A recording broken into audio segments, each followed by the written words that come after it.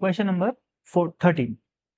अब इस क्वेश्चन में ये क्वेश्चन थोड़ा लेंदी दिखने में पर सिंपल है। देखो, इन अ photoelectric experiment a parallel beam of monochromatic light with power of 200 watt is incident on a perfectly absorbing cathode of work function 6.25।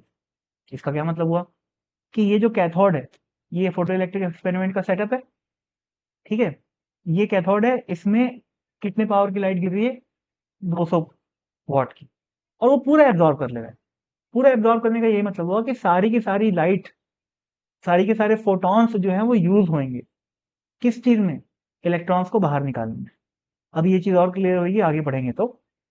देखो क्या लिखा हुआ है कि भाई जो वर्क फंक्शन है कैथोड का वो 6.25 है। ठीक है, the frequency of the light is just above the threshold frequency so that the photo electrons are emitted with negligible kinetic energy. Assume that the photoelectron emission is 100% efficient. इसका मतलब ये है कि जितने भी फोटोन गिरेंगे, पहली बात तो वो सारे एब्जॉर्ब हो जाएंगे यहाँ पर, और सारे के सारे एमिशन कॉज करेंगे। रियलिटी में ऐसा होता है क्या? नहीं होता। रियलिटी में 1000 में से 3-4 1000 फोटोन आ रहे हैं तो 3-4 इलेक्ट्रॉन निकलते हैं। ठीक है, पर यहाँ पर एक आइडियल केस दिया हुआ है कि सारे के सारे निकल रहे हैं, और इनकमिंग फोटोन की जो एनर्जी है वो इसके वर्क फंक्शन के जस्ट बराबर है। तो जो इलेक्ट्रॉन निकलेंगे उनकी एनर्जी जीरो रहेगी। ठीक है, तो इनकी इनिशियल काइनेटिक एनर्जी क्या रहेगी? जीरो। ये तो और अच्छी बात है। अब a potential difference of 500 what 500 volt, मतलब ये जो बैटरी है ना, ये वाली, ये 500 वोल्ट की है। ठीक, is applied between the cathode and the anode. All the emitted electrons are incident normally on the anode. मतलब ये फालतू की बात कर रहा है कि इलेक्ट्रॉन आएंगे तो वो बिल्कुल ऐसे जाके इंसिडेंट होंगे। ठीक है ना यार, कोई दिक्कत नहीं, मतलब कोई ऐसे नहीं जा रहा है।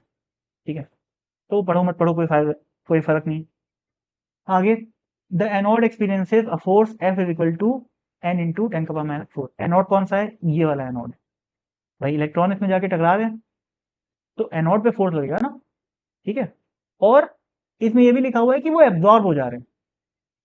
समझ रहे हो? मोमेंटम में चेंज आएगा इलेक्ट्रॉन्स के, पर उस मोमेंटम के चेंज को कैलकुलेट करने के लिए ये पता होना चाहिए ना कि वो एब्जॉर्ब हो रहे हैं कि रिफ्लेक्ट हो रहे हैं।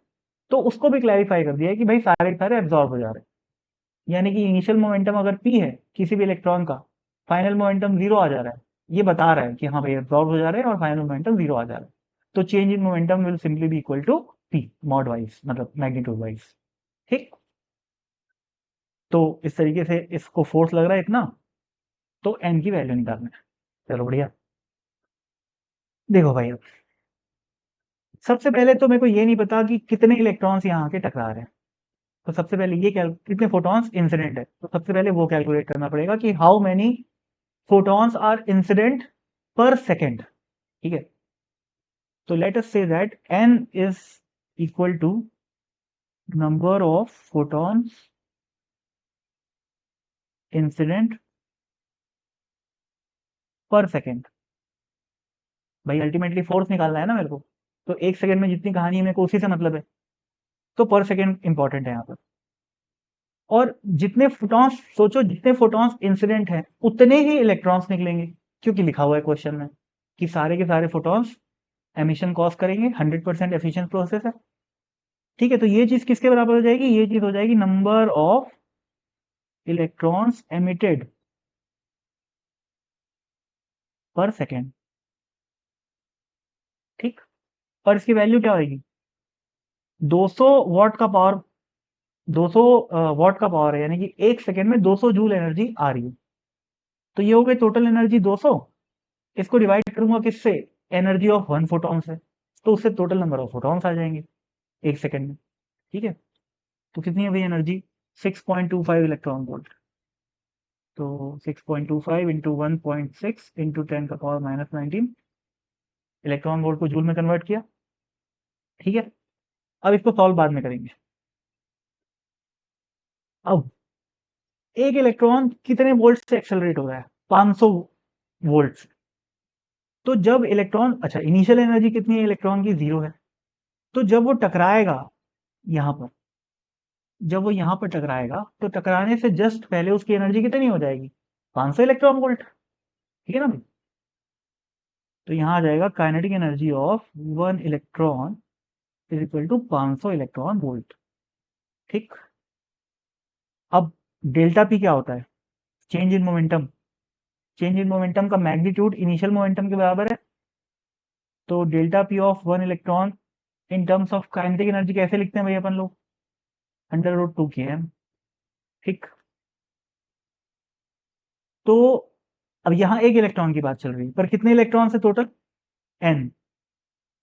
तो delta P of n electrons क्या आ जाएगा? n into √2 km। ठीक, अब फोर्स क्या है भाई? Force obviously delta P of n electrons ही तो है, क्योंकि 1 सेकंड के अंदर की कहानी चल रही है। तो ये जो लिखी हुई है चीज, ये बेसिकली 1 सेकंड में हो रहा है। ठीक है, तो ये क्या है? ये है change in momentum, total change in momentum of n electrons in 1 second. ठीक है भाई, तो यही फोर्स भी है। तो फोर्स की वैल्यू सिंपली क्या आ जाएगी? इसके बराबर। ठीक है, तो वैल्यूज पुट करो।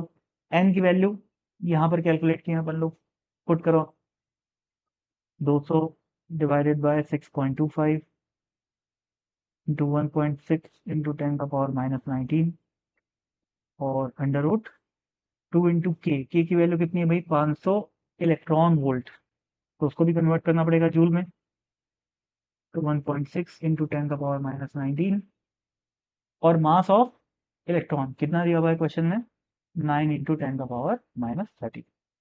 ठीक है, अब इसको सॉल्व कर लेना भाई, सिंपल सी कैलकुलेशन है, सब परफेक्ट स्क्वायर बन जाता है और बड़ी आसानी से इसका सॉल्यूशन आ जाता है। जब सॉल्व करोगे तो ये आएगा 24 इंटू 10⁻⁻4। तो हमको आंसर में कैसा दिया हुआ है? n इंटू 10⁻⁻4 दिया हुआ है, तो n की वैल्यू क्या आ गई? 24 आ गई। ठीक है, तो जो हमारा आंसर है वो क्या आ गया? 24। अब यार यहाँ पर मैंने गलती से number of photons per second को भी n मान लिया है ना, और क्वेश्चन में भी n यूज कर रखा है, तो कोई बात नहीं, कंफ्यूज होने वाली कोई बात नहीं है ना। आंसर इसका क्या आ जाएगा? 24।